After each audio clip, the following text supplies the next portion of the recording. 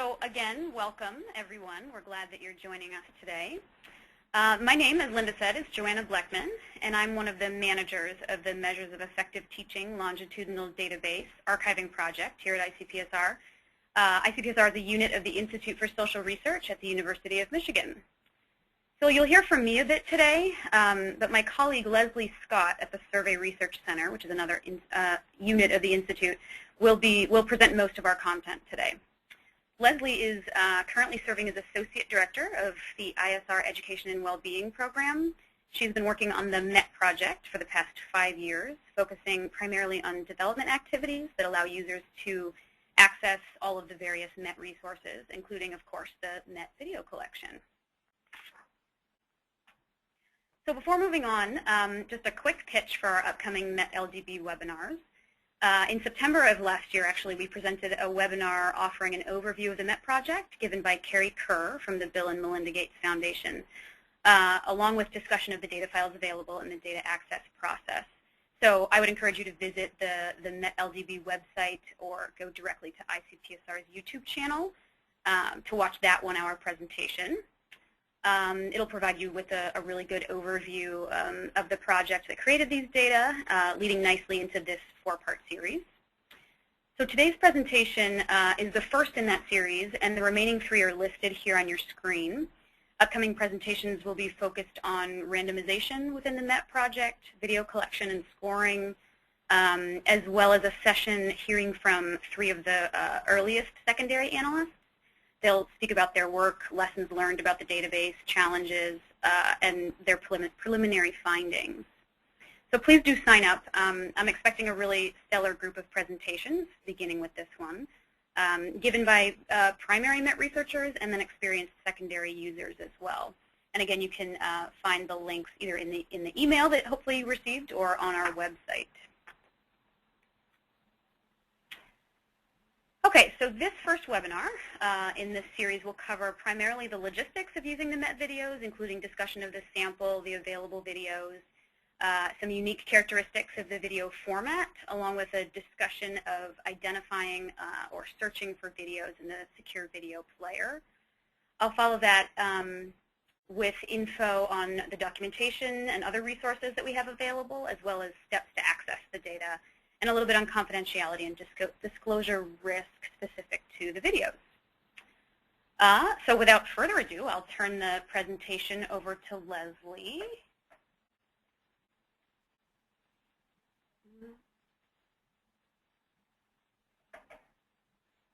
Okay, Lesli, you should be set.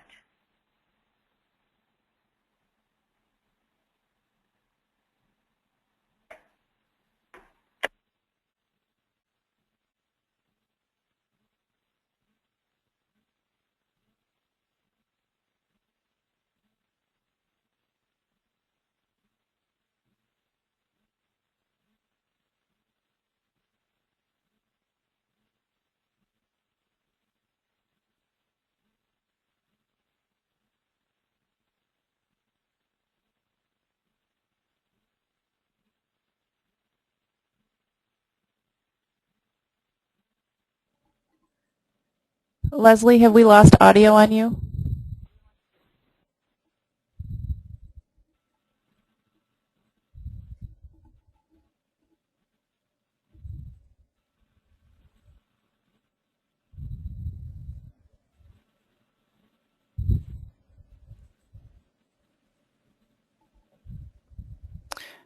All right, one moment, folks. We'll see if we can get audio back on her. I did that reboot thing, this time with a telephone, disconnected and started again. This puts me in a position to begin talking a little bit faster so that we can still get through all items, and I think that won't be a problem for us. So let me go ahead and change my screen to our starting point.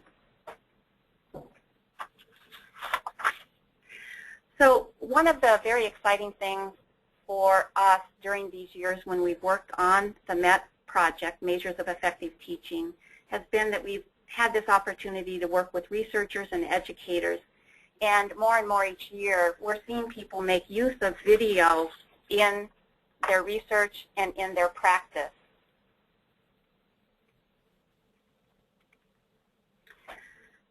that makes it very rewarding to make the MET video collection available. It's a very powerful research resource. It's the largest U.S. collection of authentic classroom sessions. And although it's not a representative sample of U.S. classrooms, the collection is robust in size and in geographic scope, allowing it to be useful for examining central tendency and variation, at least across the 6 large urban districts. The research community that's already using videos is really finding wonderful ways to use the video. And in some broad categories, we'll mention that some researchers work with the original MET findings and then dig deeper into those findings by viewing related classroom footage. Other researchers will use MET quantitative data in order to search and find sessions that might be useful for some of their own research interests. And in general, the growing group of researchers are defining new investigations, whether that's qualitative or quantitative, and then using MET videos for a variety of purposes, revealing constructs of teaching, finding relationships, developing new instruments, following teachers across years, etc.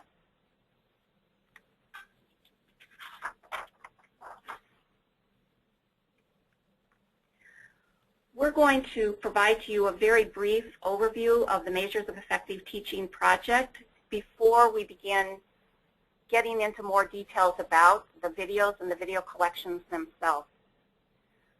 So in case you're not aware, the MET project is sponsored by the Bill and Melinda Gates Foundation. The longitudinal data set includes data from 6 large urban districts, as represented in the map.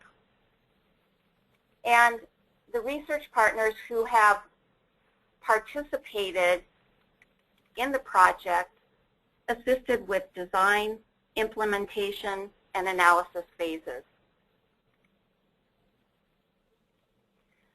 The MET sample includes 317 schools from these 6 school districts. They're classrooms of more than 2,500 teachers, and those classrooms represent 4th through 8th grade English language arts classes and mathematics classes, as well as 9th grade biology, 9th grade algebra, and 9th grade English classes. The data collection occurred over 2 academic years, 2009-10 and 2010-11.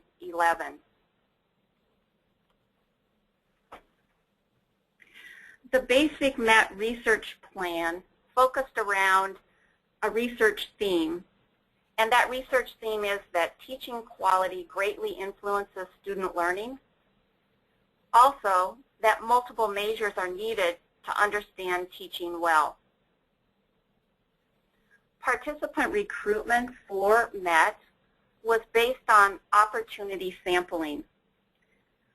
Districts around the nation had an opportunity to qualify. Then schools within selected districts had an opportunity to qualify. And teachers had an opportunity to volunteer and qualify as well. An important part of the video portion is that classrooms that participated were required to provide teacher and parent consent. And I just heard a funny noise on my audio. Can I get confirmation, Linda, that all's fine with audio? Yeah, we heard that too, but we can still hear you, thank goodness. Thank you. Then let's also note that there were 2 years of data collection. The general focus of year 1 was to construct the multiple measures of teaching quality and student outcome. And then the main focus of year 2 was implementation of those same measures, but in a setting where there was randomization of students across classrooms. And in the videos, you can keep in mind that there were the Year 1 videos and the Year 2 videos. The details of this overall MET research plan are well documented in the ICPSR user guide that's available whether you're already subscribed to work in the ICPSR systems or if you're just a member of the general public. The MET instruments can be categorized into these main groups. There were surveys of students, measures of student achievement, and then there were the video recorded lessons taught by teachers and scored by independent observers. In a follow-up session, you will learn a lot more about those scores that were created for multiple observation instruments. Also, there were tests of teachers' pedagogical and content knowledge, and there were teacher and principal surveys. Now let's learn a little bit more about the videos, starting with how videos were captured. Teachers, often supported by district coordinators, recorded their own classrooms. A large number of the 4th and 5th grade teachers were generalist teachers, meaning they had a set of students throughout the day and they taught multiple subjects. The generalist teachers in both Year 1 and Year 2 recorded 2 sessions on a given day. One session was an ELA and one was a math session, and they carried out this recording 4 days in the academic year, then repeated it in Year 2. Other teachers were subject specialist teachers, anywhere from 4th through 9th grade. These were teachers who might only teach, for example, mathematics. In Year 1, each of the subject specialists selected 2 sections, each of them with separate groupings of students, and they collected video on 2 days for each section. In Year 2, the subject specialist teachers selected 1 section and created videos across 4 days in the academic year. The video was captured with 2 cameras and 2 wireless microphones.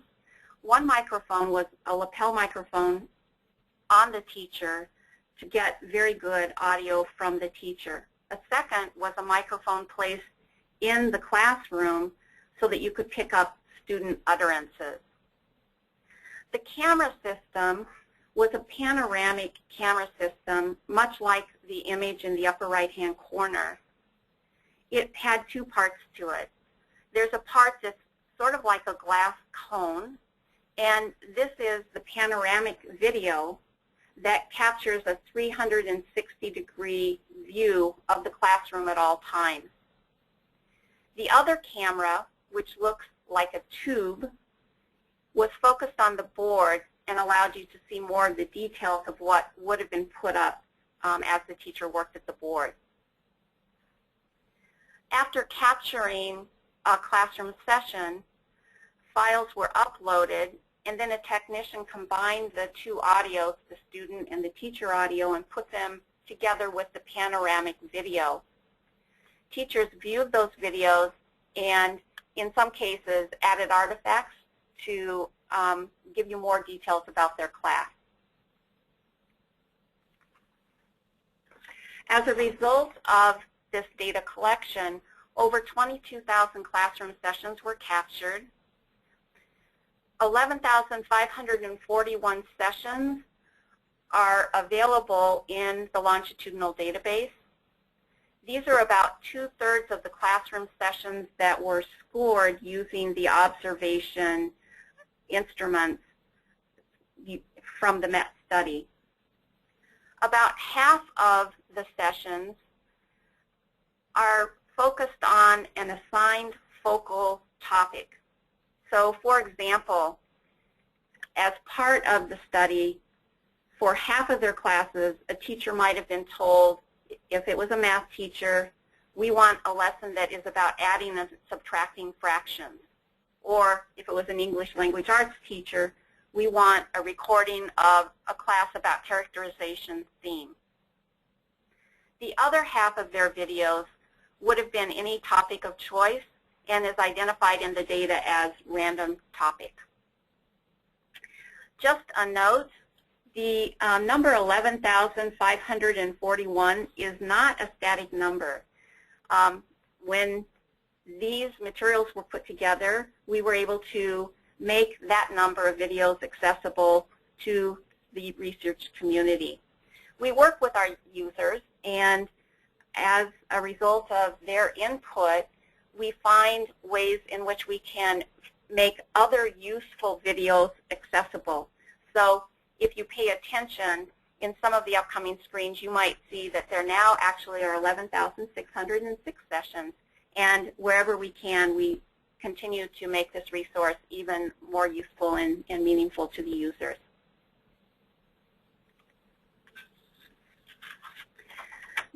These tables give you just real quick snapshot view of the profile in the collection.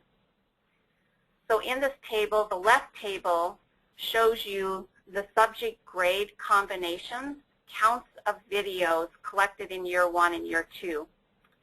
For example, in grades 4 and 5, for English language arts, in year 1 there were 1,445 videos that both were collected and that are permissioned to be made accessible to researchers. In year 2, there were 11,974 ELA grade 4 and 5 videos that were both captured and that we have permission to make available. We have permission to make videos available so long as the teacher consent and the parent consent is clearly available to us. There's a difference between the number that were collected and the number that we can make accessible because we don't have full consent for all of the videos. The table on the right shows the number of teachers associated with these videos that we can make accessible. So in year 1, there were 384 ELA grade 4-5 teachers that contributed these videos, and 304 of them were still with us in year 2. Just one other special note about a resource in the video collection. There are about 50 videos that were master scored for each of the observation instruments. Those master scored videos and the master scores are identifiable so that you would be able to, if you wanted to see 50 videos scored by class, you could find those videos and you could find their scores. A few notes about the characteristics of videos in the collection. First, we'll note that all of these videos are delivered via streaming MP4s. When you work with the ICPSR video player, you first need a flash player. If it's not already on your system, it's a very simple and free download. There are the two videos. The board view is a normal rectangular video. We're used to working with those normal videos. The classroom view comes from that panoramic capture. So again, thinking about that camera and it having something like a cylinder around it, you almost have to imagine that the cylinder gets cut and then flattened out on your desk. That creates the flat view that we used for scoring. This picture down below shows how there's some warping that occurs. If you look at the bricks, they're not all lined up because that warping allows the whole round figure to become a flat figure. We'll see how that looks in a classroom in a minute. The ICPSR video player starts with a selection grid where you can from all of the sessions that are accessible, either enter a particular video ID, that would be under session ID, or you can carry out some filtering. So you could filter and only look at subject mathematics, only look at grade 9, only look at capture year 2, and that would reduce the number of sessions in a list from the large number to some smaller number. After you enter a video ID, you pull up a view, and that view has the panoramic class video at the top and the board view video right below. When you play the class view, both of the videos play together in sync, and you hear the audio from the panoramic, which gives you both the teacher mic and the classroom mic audio.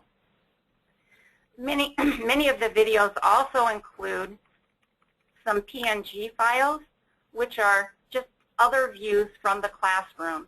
Sometimes they are of boards around the class. Occasionally they are of materials that were used during the class session.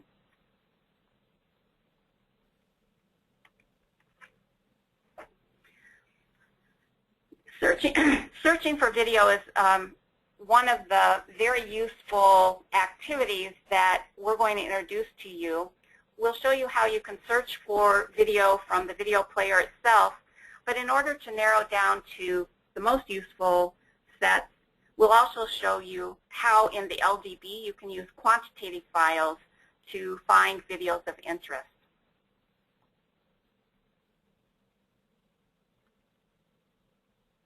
So we're now going to take a look at the selection grid, and this is live in the longitudinal database. This is the secure video viewer grid. You can see at the beginning that we're starting with 11,606 sessions.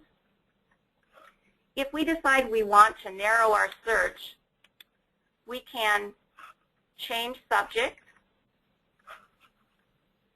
and we'll go to just ELA, narrow down grade to just 4, and let's just look at capture year 2. So we've gone from over 11,600 videos down to 570 sessions that meet these criteria. If you were going to start some research work, that would still be a large number of cases to peruse, to open, and make decisions about.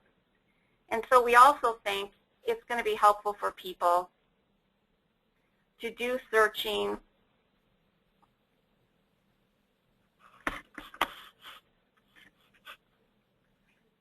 through the quantitative LDB.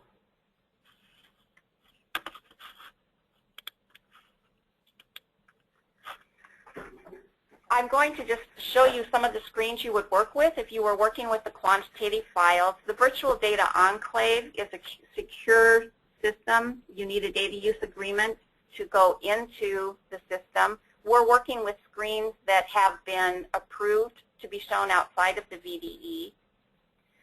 You log into the VDE and gain access to the files and the documentation grouped together by different study components. There are a number of software applications and systems that can be used to work with the data. So in this case, we're working with some SAS programming to develop a couple of queries that will output some Excel spreadsheets with different lists.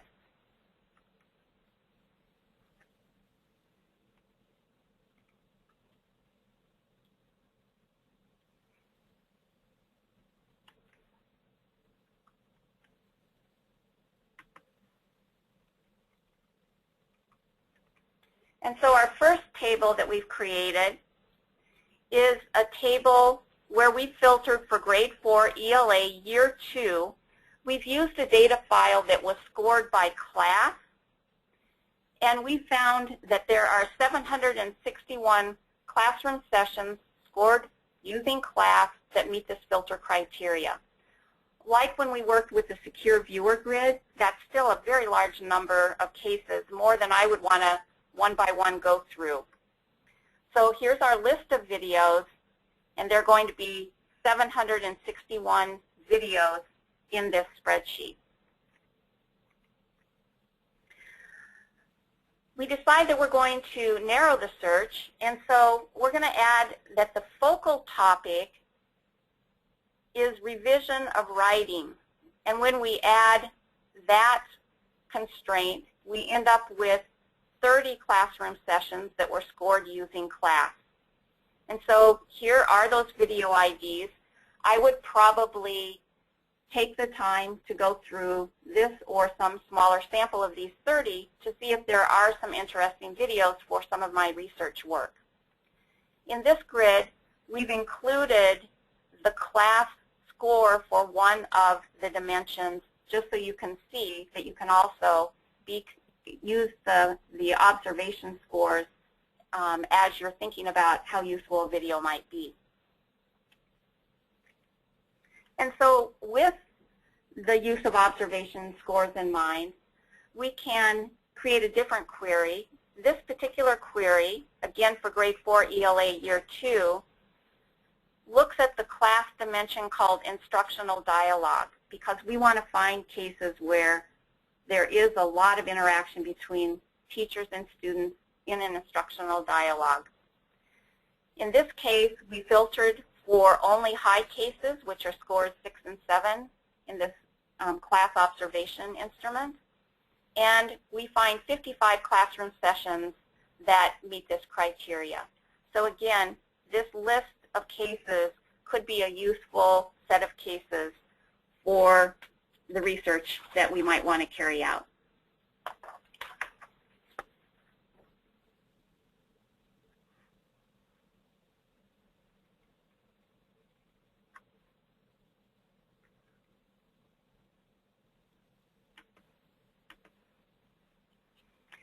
There are a set of useful files and variables in the longitudinal database. You can get to the files and the list of variables from the public site, and you can also get to them if you're inside the VDE. I'll just quickly show that at this website, if you go to documentation, you can look at study information, and of particular use, you can use the user guide and the video information file to learn about the study and find variables that might help you do filtering work to find videos. Also, there's a lot of video information in the item level observational score, code books, and data files. So those would be very useful as you're carrying out your work.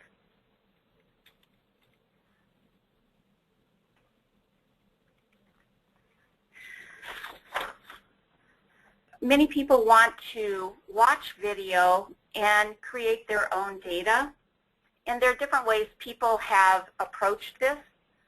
We're going to just show you one very basic way, a step beyond watching the video and handwriting notes. You can split your screen.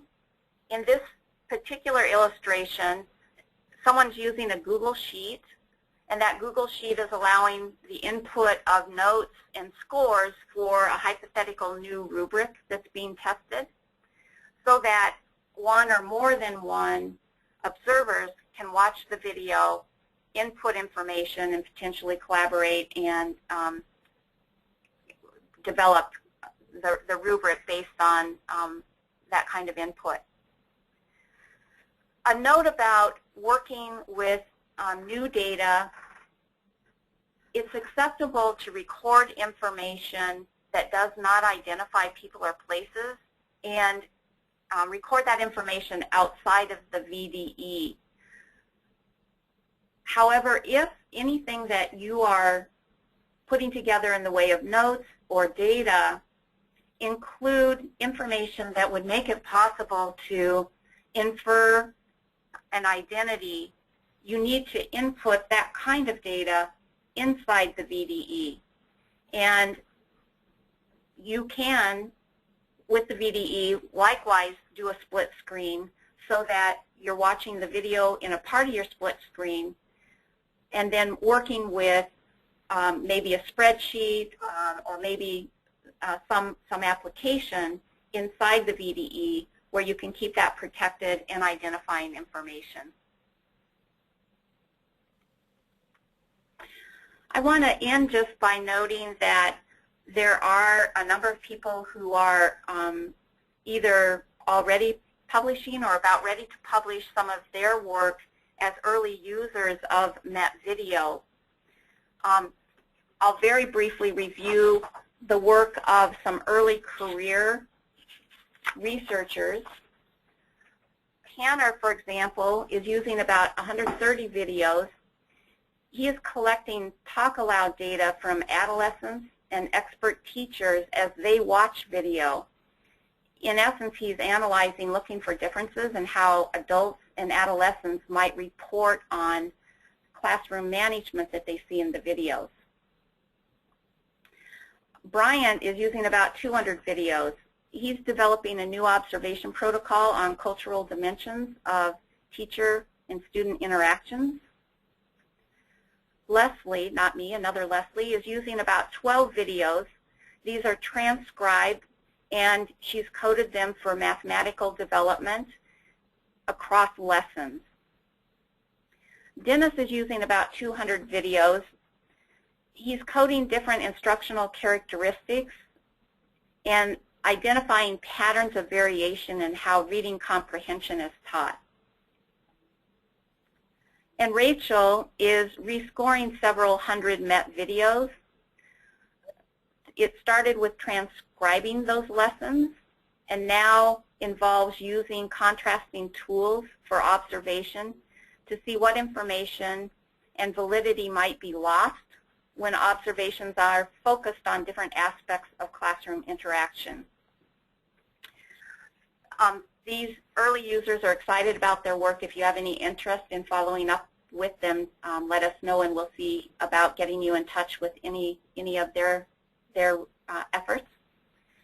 We're excited to learn about research that's being carried out and hope to be hearing from any of you about your either research interests or your research uses of video. Johanna, I'll turn things over back to you.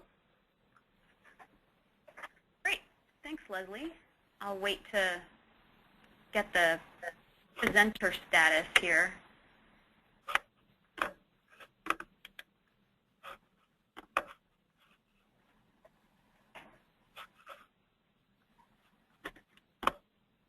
Okay. From my perspective, it looks like you guys can see my screen. I'm hoping that's right. As you can start applying for the data, which I hope that you will do, and as you're preparing your project and working with the files, we encourage you to use the many and the growing resources that we have available on the MET LDB website. Lesli pointed you to some of them, so I won't completely reiterate what she said, but I will show you a few other resources that we have. So the URL for this site is listed a couple places in this presentation, but a simple Google search will also turn it up really quickly. So first I'll point you towards our announcement section in our listserv. If you click this link up here, sign up for the email list, and input your email address, you'll be some of the first to know about significant documentation and training, data trainings, documentation and data updates, in addition to data trainings, webinars, in-person presentations, etc. We always send those items to our listserv. We will, ooh, I have the echo. I don't know if anybody else can hear that. I apologize. We also post similar information in our update section here, the news section. In addition to those announcements here, we also add new reports that come out from the MET project or other newsworthy items. Recently, we've had a few articles come out of ICPSR about the use of the longitudinal database, and so those will be listed here. Second, I will point you toward our related resources page. On this page, you'll find all of the MET project reports, briefs, and other publications. They're listed here. In addition to all the MET LDB webinars, such as this one and the previous few that we've hosted. The webinar that's highlighted over here is the orientation presentation that I mentioned earlier in the presentation today. You can play it right from here, right on the LDB website, or you can link to it, or link from here to it to our YouTube channel. So if you go to the YouTube channel, you'll see them all sort of grouped together, all of these webinars that we have. This one will be listed there, and then the forthcoming ones as well. So these resources are posted here not only to provide broad information about the database, but actually to facilitate more informed use of this really complex collection. In the coming months, we'll be expanding our library of resources on the site with the intention of breaking down and clarifying particularly challenging or complex aspects of the data. So our hope is that you'll use this set of resources that we provide as you would a user guide. Speaking of the user guide, Lesli pointed out, I'll go back to the home page and then head to documentation. Lesli, of course, pointed out the user guide here. I strongly recommend that you peruse that. It's really a thorough explanation of the MET project itself, but also the available data files, how the data were collected, etc. I think it's a really helpful resource. What else do we have to offer you here? So there are code books associated with all of these groups of files. The MET study is separated into different, I think we have 7 different groups based on content and unit of analysis. And so we have code books for all of these individual data sets within these groups, and then for some of them we also have instruments or questionnaires that we are able to distribute publicly. So those can be downloaded from the website also. All right. Okay, so I'll speak really briefly about the application process and requirements. There's more information on this in addition to the virtual data enclave in the orientation webinar, so you can check that out if you want more information. So of course the MET LDB is restricted from general dissemination, which means that an application must be submitted and certain criteria must be met. Researchers who are eligible will have a terminal degree, so a PhD or a JD, etc., and hold a research position at a university or research institution. The requirements for the application include providing to us a research summary, IRB review documentation, which is sometimes exemption, sometimes a determination that the IRB does not need to review the project, given that it's secondary data. You will also need to secure a signature from an institutional representative, who is somebody at your institution who has the authority to enter the institution into legally binding agreements. We will need contact information and all of that material. And then there's also a $500 access fee, which accommodates up to 5 users, including the PI. Additional users are an additional $250 each. So Lesli covered a bit of the confidentiality and disclosure risk issues inherent in analyzing video data, and I really just want to underscore that. We are, of course, all responsible for good data stewardship, and so ICPSR has put into place several systems, procedures, policies for protecting the MET subjects.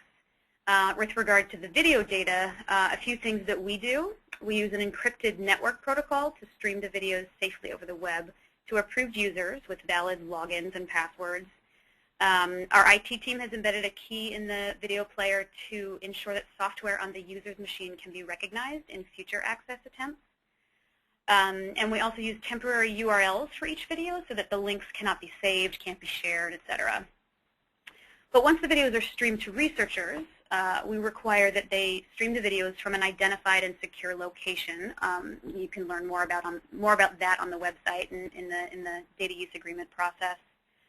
But we also require that any identifying information or data gleaned from the videos, we require that that be recorded inside the virtual data environment, as Lesli mentioned. Our FAQ page clearly outlines what is and is not acceptable to record outside of the VDE. But in short, the identities of districts, schools, teachers, and students must remain confidential and unidentifiable. So this means that researchers may not record items such as demography, subject, grade, information about the locale gleaned from the items in the classroom, etc., coupled with other data about the classroom session. So all of this all of the information that I just listed can certainly be recorded within the virtual data enclave. And we have procedures in place at ICPSR for reviewing any materials that you need to take out of the enclave for the purposes of presentation or publication. So I just wanted to reiterate the security concerns that we have. We take the protection of these data quite seriously, and we know that the research community does as well. The MET users to date have been very eager to understand and operate within our policies, and we are very grateful to them. So I think that pretty much wraps up our conversation. We're eager to get to your questions, which I see have been coming throughout the presentation. So let me pull them up here.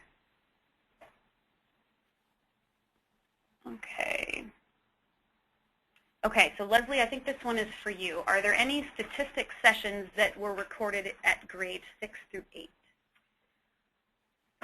Statistics wasn't one of the specific focal areas recorded in the quantitative data. I think you could search, but it wouldn't be the easiest search. You could find classes that do have statistics, probably within the random topics areas. I think I would like to just take a moment to note that of all the teachers that participated, over 300 continued on for 2 more years called MET Extension. The videos from MET Extension are going to become part of the longitudinal database in the near future. And there are explicitly the set of them identified in 6 through 8 that are videos with statistics as the main topic of instruction. And so it might be interesting for you to work with us to learn more about how MET Extension might possibly be useful in your research, even as we explore what could be found in MET for that same topic area. Okay, let me move to the next question. So can my doctoral student gain access to the MET LDB data set for her dissertation? And the answer to that is absolutely. Graduate students will need a faculty advisor to serve as the principal investigator on the research project, but we have plenty of graduate students in the LDB right now working on their dissertations. So the faculty advisor or investigator needs to essentially assume responsibility for any research misconduct that happens. But aside from that, it is very much like the graduate student is leading the project from our perspective. Okay, so how could I learn how the videos were scored so that I can conduct similar research on my own? That's a great question. So I'm mostly going to let Lesli answer this, I think. But we have an upcoming webinar, as I've mentioned lots of times during this presentation, about the video collection process and the scoring process, and that will be instructed by Catherine McClellan and Gilliam Joe, and they and their team led the data collection process at ETS, and so that's one great place to learn such things. The user guide as well, and what else, Lesli? I would add just a couple of pieces. I think you'll hear this when Catherine McClellan conducts her seminar very soon. But if you can't wait, feel free to email us, and we'll also put this in an email and send it back to you. You can go to the MET metproject.org, metproject.org website, and find reports from the Gates Foundation.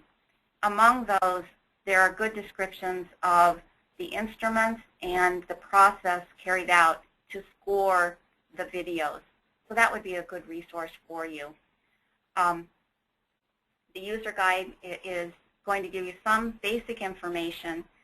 Also, at the ICPSR website, at the bottom of the documentation page, there's going to be a link that allows you to look at some extra material. And among the extra material, you can see the training resources that were used so that the observers, the scorers, were trained and well calibrated to use the instruments. And that might be a particularly helpful, useful resource so that you understand the process of scoring. There are lots of other details, and I think Catherine will address them.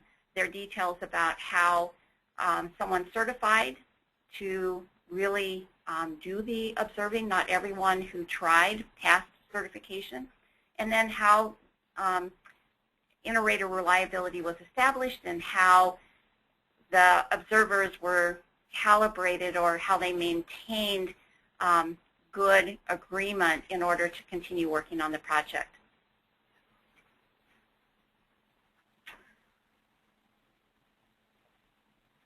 Okay, let me find the next question.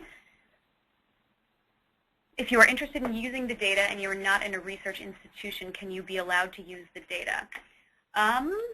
So one of the requirements of the data use agreement is that the principal investigator be at a research institution. So, I mean, the answer is no. However, there are projects at for-profit research institutions like Pearson, and those projects have been approved. We consider them, furthering the research field. So certainly get in contact with us and explain your situation to us. But the main answer to that is yes, I would say. Or I'm sorry, no, the way it was framed. Can you be allowed to use the data? Can I add just one consideration?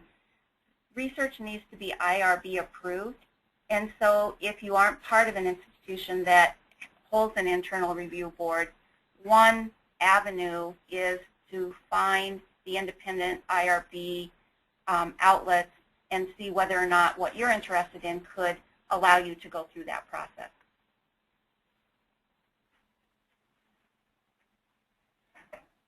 Okay, so this is a good question.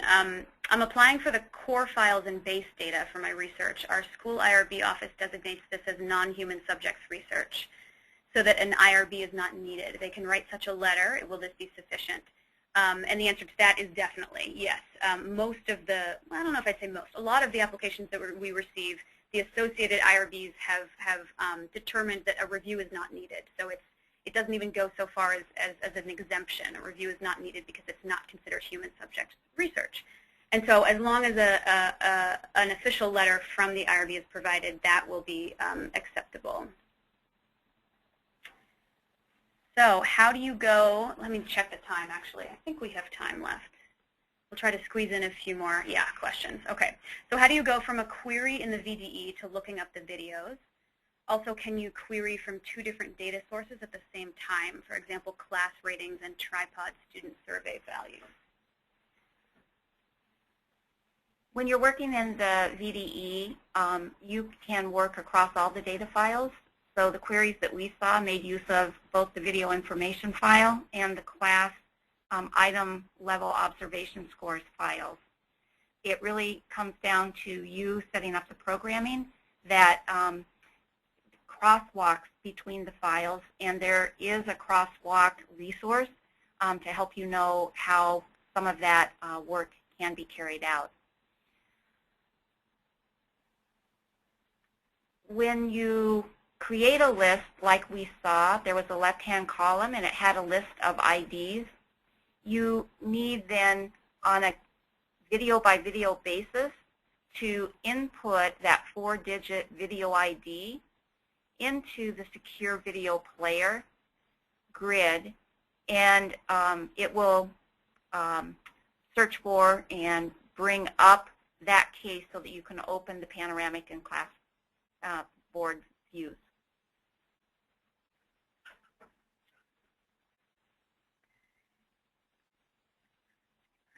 I think we have time for one more. Oh, good question. How do I find out who the ICPSR representative at my institution is? That's a question for Linda, I think. Yep, I can handle that. Maybe what it'd be easier just to show you. I'll take control here real quick.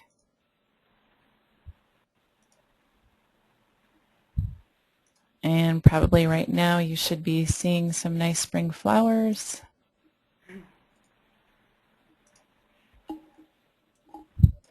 So if you go to our front page, icpsr.umich.edu, where you'll want to click on is membership. And if you click on member list, you find your organization or your institute. And let's say you're at the University of Bern, you click on that and you'll see the name of your OR right there. And they'll have your email address and phone numbers and all the information you need to contact them. So we do have a few more questions, but we are out of time. So we will absolutely be in touch with the folks that we were not able, questions we were not able to answer. But otherwise, that's it for us. Thank you for joining us. I hope that you register for and attend the upcoming sessions. Thanks so much.